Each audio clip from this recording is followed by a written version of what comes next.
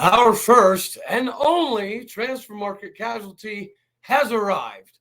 What does it exactly mean and how big is it? It's only one person, right?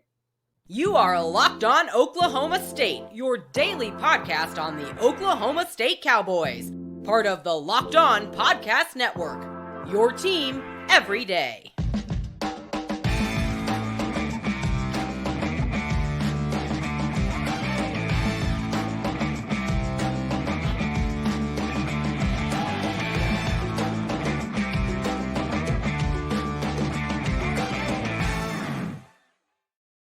Howdy, y'all, and hello, all. Welcome back to Locked On Oklahoma State, your daily stop for all things Cowboy and Cowgirl related. Yes, slightly under the weather here.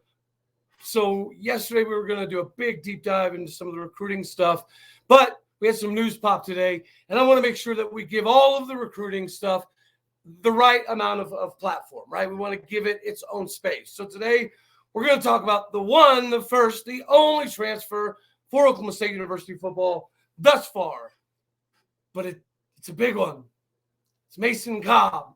Not only led the team with 96 tackles, he also was top 5 in a lot of Big 12 categories, including tackles for loss. He has that, for lack of better comparison, Malcolm Rodriguez, right? And Mama Cobb, I know you're going to be watching. Mama Cobb's been on this ride with me since the very beginning. She was one of the top, first 10 ever subscribers and followers. So I want to thank you, Mama Cobb, and Big D Cobb for raising a phenomenal young man and allowing us all to enjoy his presence in Stillwater, Oklahoma, even if it was not quite enough. So thank you, guys, and thank you, Mason Cobb, for what you did come to Oklahoma State and deliver for us. Wherever you go, you're going to be massively successful. We all know that we're probably going to be watching you in the NFL, which is why this one hurts, right? We're not going to sit here and say otherwise. Everybody expected maybe like the Spencer domino to fall. Not this one. I don't think this is something that anybody anticipated coming. But, okay, so can this be somewhat of a bright side? Maybe bright side is not the right terminology. It could be something that's not necessarily all bad, right? So after we just offered a Tulsa transfer linebacker, Justin Wright, somebody that can fill that gap very, very, very well. And then if you also stick in Tulsa, you got the big old 6'4", 290-pound Goodlow, who kind of plays that stand-up defensive end. And if we could get Anthony Goodlow and Justin Wright, we would be fine. Are they Mason Cobb? Probably not. But, Goodlow could be a Trace Ford type, right? He really has that kind of almost pedigree, I guess you could say, from what it appears. And, again, replacing Cobb, it's hard. It's real hard. But we do have a lot of confidence in Nicholas Martin, which is why he played a decent amount. Hopefully we can get somebody like Lamont Mitchell back. And this puts a little bit more onus on maybe an Xavier Benson. He's got it all, Xavier Benson. It's just sometimes I see on film that it's fair to question whether he's given it his all 24/7. That's my only complaint with Xavier Benson. By all means, brother man, come back another year. Prove to everybody that there's a reason you started as a freshman at Texas Tech. Skills, not an issue. But tracking down things 24/7, making quick decisions, going all out on a blitz immediately instead of taking a little bit of time to get through the line, things of that nature. It would be great if you come back. But if we can get Justin Wright and if we can get Anthony Goodlow, I think that's something that plugs that hole a decent amount. But yeah, Mason Cobb's not one. It's not one I saw coming. I really don't think anybody did. I don't think you could have. Seems very happy. But, again, it is what it is, and it's not necessarily a terrible thing to see him go. I'll be honest with you, the thing that hurts the most is seeing former or current players on the roster that are, tweeting him and whatnot, saying to him, hey, good luck, go grab that bag, Go make your money. You have once in a lifetime opportunity. So it almost hurts just from a financial perspective because he's earned it. He deserves every penny he's going to get wherever he ends up going. And we'll all watch an amazement. I promise you, we'll still cover Mason Cobb. And if we're blessed enough to have him on the show later on, wherever he goes, or Mama Cobb, or Big Daddy D Cobb, which is his name on Twitter, Big D Cobb. Yeah, they're great people. And he fits the Cowboy culture. He exudes what it means to be a Cowboy. And to be honest with you, I really thought we would be okay with keeping somebody like a Cobb because of like the Devin Harper effect, because of the Malcolm Rodriguez effect. Amen, Ogmagmamiga. These guys, they set a precedent. Emmanuel Ogboss had a good career. Vincent Taylor's had a good career. These are guys that show the capability. So we're going to give recruiting its own entire day because it's worth every ounce of that. But today I just wanted to focus on, luckily it's only one. And luckily it does look like we have some things in the load up, ready to go, ready to be chambered, ready to be launched. So as long as we can stay that course, because the recruiting does look really good, it went from very grim to potentially very, very good very quickly.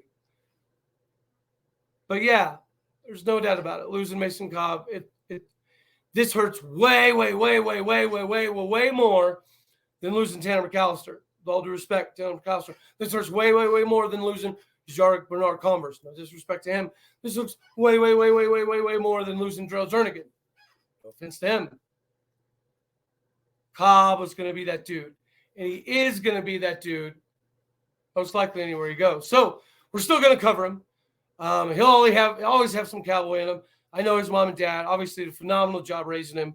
He's a very bright young man. And to some degree, you can't fault him because as a dad, right, it would be hard if I tell my son, like, hey, Dad, I can go here and make this amount of money.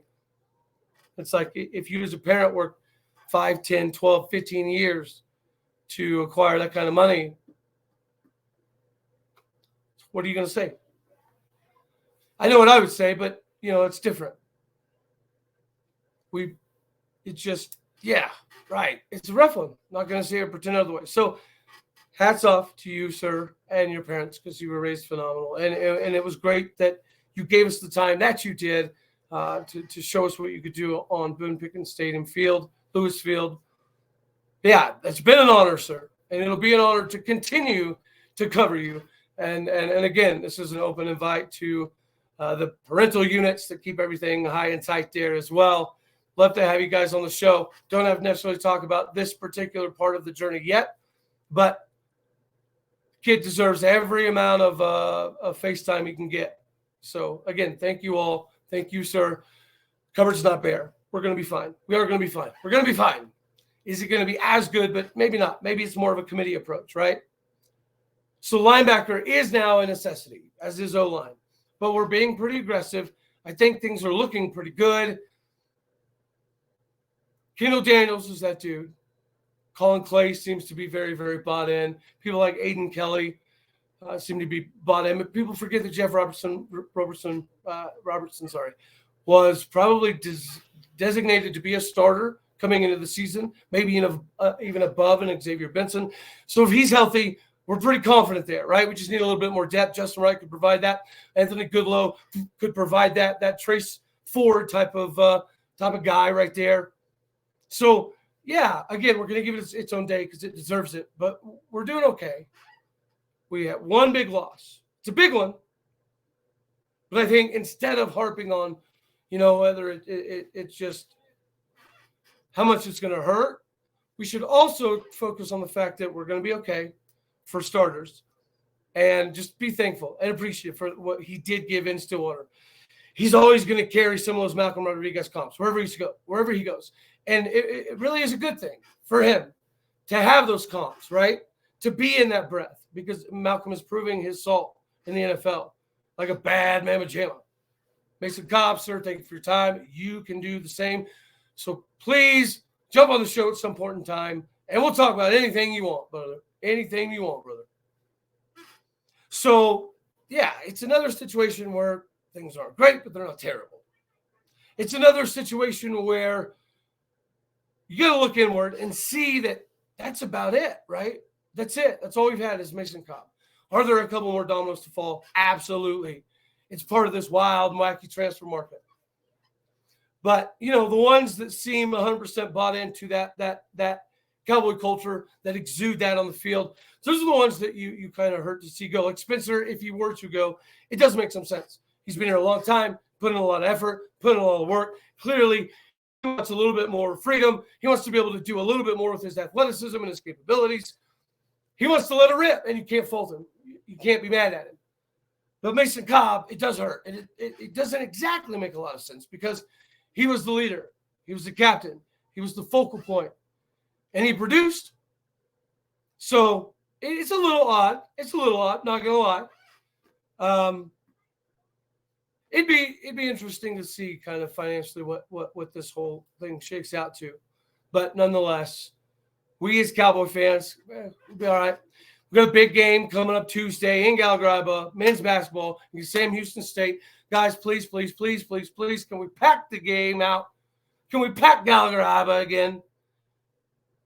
Show these kids what it feels like, what it physically feels like to get Gallagher rocking. Because there's not a lot of things in life like it in a sporting event, I promise. Boone Pickens can get crazy. Bedlam last year gave you chills over and over and over. It got louder than it's ever been in the history of that stadium. All facts. But a sold out, packed out, crazy Gallagher, different experience. It just is a different experience. I want to thank everybody that had the opportunity to go check out the Tatum Bell show. That episode was a lot of fun. If you couldn't tell, I was like a kid in a candy store. We have some really big-time guests coming on. So I'll start releasing these schedules, and I'll start doing little hint drop type things as well because it's coming together very quickly. And I again, appreciate everybody on the ride, especially people like Desiree Ford and Mama Ruth Cobb. Those are two that, again, were on within the first 5-10 people, 100%. So I hope that y'all continue to watch kind of what I do, because from afar, regardless, the Cowboys always going to be there, always going to represent the right way, positively, and just see how much his career takes off, right? Because to me, it's more about just all of football, all of college football. Of course, I'm an Iowa State guy, tried and true. But I love and appreciate what these young men put in. I've been there, right? Small level. But nonetheless, it is what it is. Speaking of small level, they don't know it yet, but I'm going to reach out to a few of my college teammates at Friends University. I'm going to have some of them on because there's a fun story. It's not fun for me, but we've got some fun stories about our freshman year up there, as well as what happened right after I left and upped and joined the military. So it can be fun. And I haven't reached out yet. It's an idea I just had recently. But if we're going to continue to have all these big-time Oak State guys on, I just, I want to spread the love and my appreciation for being able to go to Friends University and have some, some abilities to show what I could do for the future. I'll never forget, going up there and people think because it's a small school that, you can't get nowhere. We're walking off the field one day after practice coming into the playoffs, and we see New York Giants and Tennessee Titans, and I think Indianapolis Colts. They had reps there, and they were trying out a few of our guys right there on the side of the practice field. Garrett Labus, phenomenal tight end. Isaiah Pearson, big time defensive end, ran the show for most of his time. Noah Morford, a beast mode middle linebacker that came from K-State. Some of these dudes, Brock Reddy, another Okie that I played with, wide receiver from Cleveland, Oklahoma. They went on to do crazy, crazy stuff. So I can't wait to get in touch with them again and maybe have some of them on the show because it's a good time, right? Learn a lot. Learn about yourself. Learn a lot about life. You're going to learn how to persevere at times. And I will say that sometimes if you don't do it for love and passion and the right reasons, maybe it's not for you at that particular time. Like I tell you, when I got into playing college ball, I wasn't mentally mature enough to do everything I was supposed to do 24/7. It is what it is. But opportunities, and learning that amount of skill level, it takes a lot. And before we do skedaddle on out here, after this Sunday, not too bad, Sunday fun day, not so fun day type of show, right?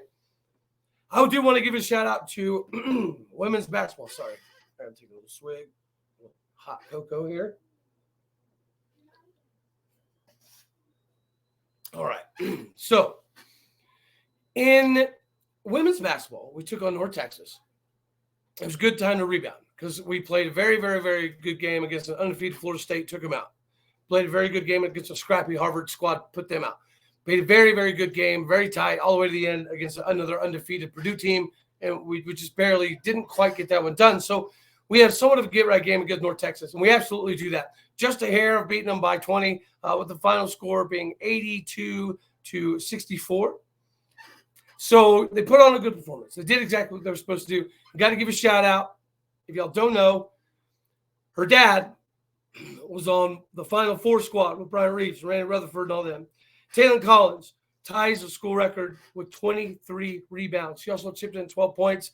Leora Garzon, transfer from Israel, from Villanova. She proved it again. She can stroke it from the outside. Guys, our women's basketball team is going to be fun. They were picked in 9th place, second to last in the entire conference. And they're proving right now that, again, kind of like my comparison earlier on in the season, weeks ago, like the Mel Tucker style. Mel Tucker had 1 year recruiting classes, and it all just kind of fit and meshed. It got put together very well last season. I see a lot of that with Jacie Hoyt and women's basketball. So we're not going to finish 9th in the conference. No way. Mark it down. Write it down. If you're going to put the over on that, whatever their win total is, put the over. I guarantee it. Hit the over on it. They're going to finish in the top half of the Big 12. They're held too accountable not to. Men's basketball played a good game against an undefeated number 8 in America, 9-0 UConn squad now.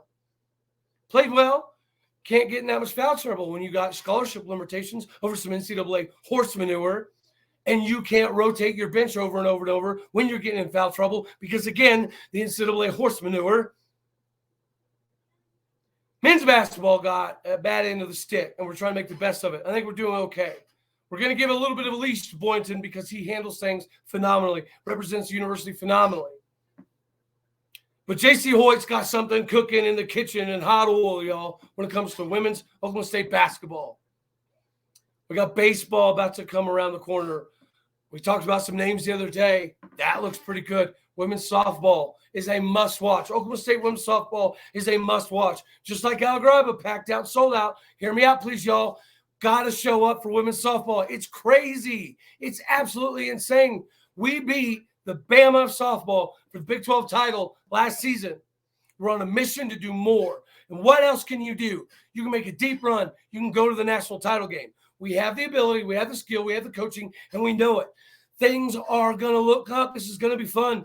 Zane Flores got Nebraska High School Player of the Year. And he set the high school Nebraska record with almost 10,000 yards, y'all, passing. We're fine at QB. Let him push Garrett Rangel and Gunnar Gundy and learn the offense a little bit better. Let Garrett Rangel put on 10 pounds, 12 pounds, 15 pounds. Let Gunnar Gundy improve his 40 time by another, tenth of a second or two. It's all possible. It's all doable. So we're going to be fine. Mason Cobb, we love you, sir. We always will, no matter what you do and where you go. As long as you don't go to Norman, right? Then we will all cry a sigh of, oh, my Lanza, what are we doing here, guy? But yeah, women's basketball, they're looking pretty salty, and due to all the seniority, they've got some depth. They're going to be fun to watch. They're obviously a scrappy bunch that has no problem putting points on the board. Bright side of men's basketball, we're struggling out the gate. You can say that. It's a fact. But you see the flashes of brilliance. It's not good enough. We all know that. Mike Boynton knows that. The team knows that. It's not good enough yet. But you see the pieces of it could be. It can be. So will it be? Because it should be. Mason Cobb is what it is. We'll have a couple more dominoes fall probably tomorrow, Tuesday. We've got some things cooking, so I'll make some announcements here pretty quick. Thursday, we've got a big-time show. I think I can go ahead and throw it out there. We're going to have Oklahoma State safety Lyric Rawls on the show this coming Thursday. Listen in, tune in for the announcements on Tuesday as well. But, yeah, there's a lot of cool stuff going. And the bowl game, it's not bad. It's a really good matchup against Wisconsin. Right? Let's think about it. Wisconsin historically is a very good ball club. They have a good brand. So this is yet another opportunity, especially the big bad beast of the Big Ten, to go answer something, to go put something down on them, to let people know that next season, covered ain't bare. We're going to be fine. Let's go put an ever-loving smackdown on Wisconsin. I don't care what bowl it is. A bowl is more games. It's more reps. It's much, much, much, much, much better for the youth on the squad to get this extra time. A half an extra spring in. And a good matchup. And it's good for the brand.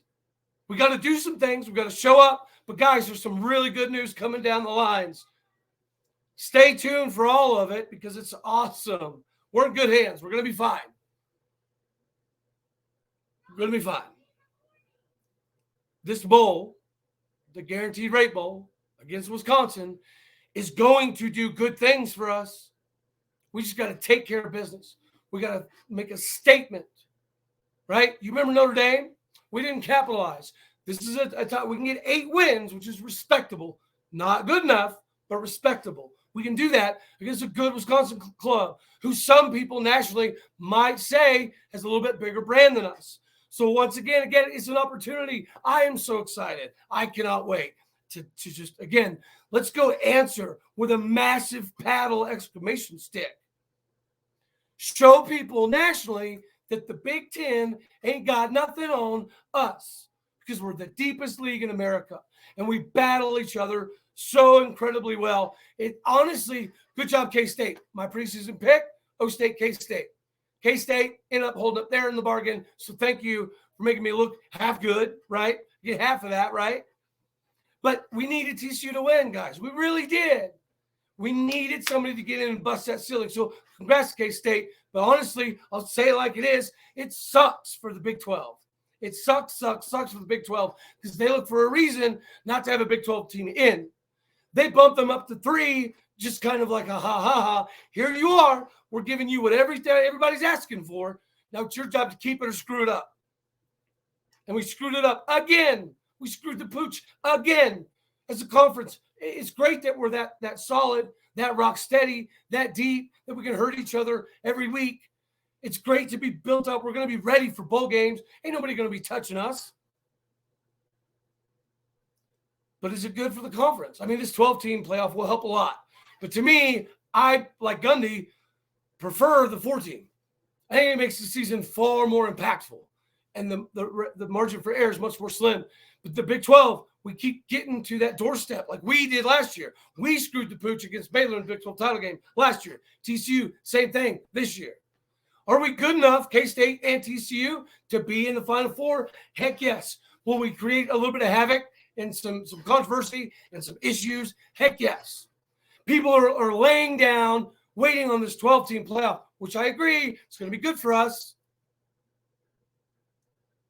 But doesn't it diminish something along the way? This bowl game is going to be fun. This bowl game is going to be big. This bowl game needs to mean something. And I think that it will. I think we show up and we show out and we do what we're supposed to. So God bless you, Mason Cobb, and your family. You're amazing. You'll do amazing things. We'll see you in the league. And no matter where you go and what you do, we'll be able to say, hey, he learned the ropes in Stillwater, Oklahoma. And I know him and his family will back that till the end of time because they bleed a little bit of orange and they always will. So thank you again, Mama Cobb and Papa Cobb and Mason Cobb for your time in Stillwater. It was amazing. It was impactful. And it'll set a good precedence.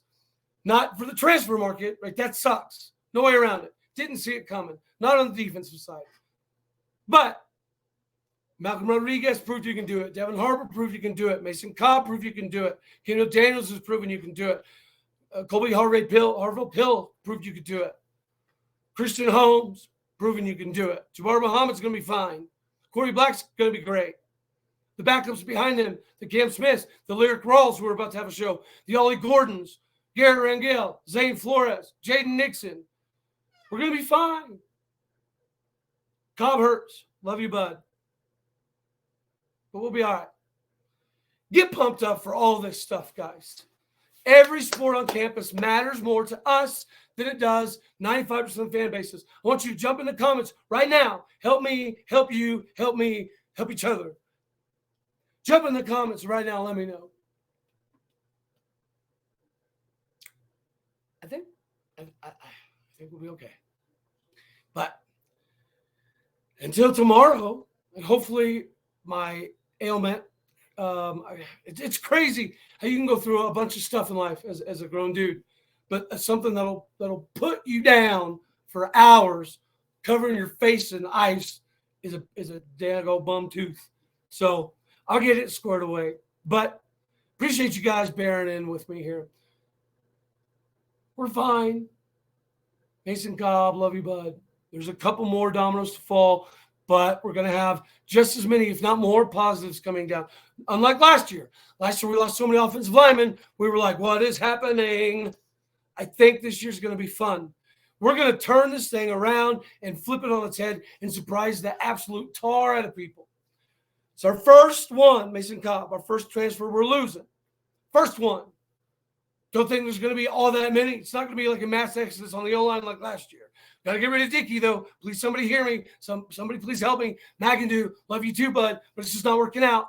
Other than those two, the news that we got coming, I promise you, you're going to love it. If it all happens right, we're fine. We're more than fine. So stay tuned for what we got coming. You know, as always, I love you all. God bless. Go Pokes. And we will do this again tomorrow, guys. Doing okay. We're doing okay. All righty, y'all. Laters.